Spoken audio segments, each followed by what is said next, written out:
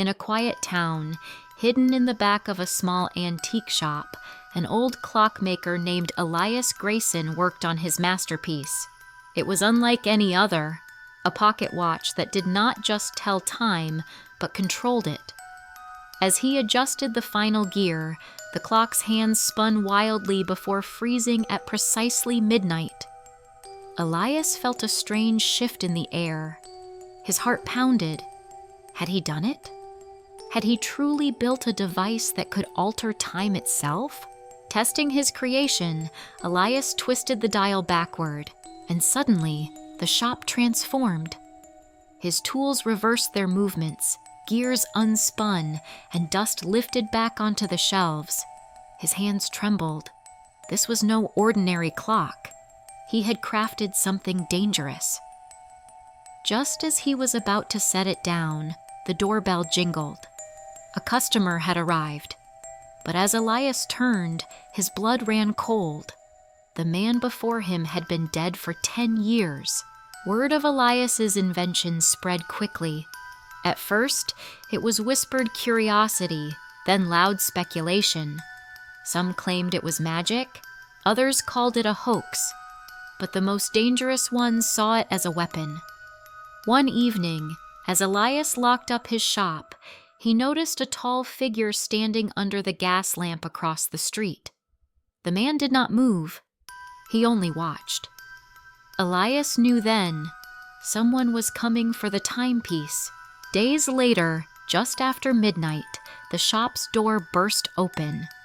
3 men in long black coats stepped inside, their eyes cold and calculating.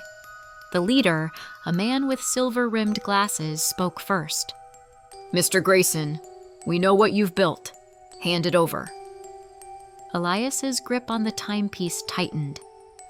"This device is not for sale." The leader smirked. "Who said anything about buying?" Elias had no choice. He flipped open the pocket watch and turned the dial forward. Time blurred around him. The room twisted. Colors swirled. And then, silence. He had escaped.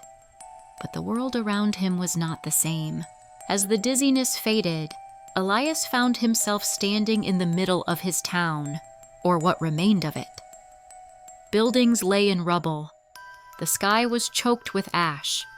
The streets, once lively, were empty. And then he saw it.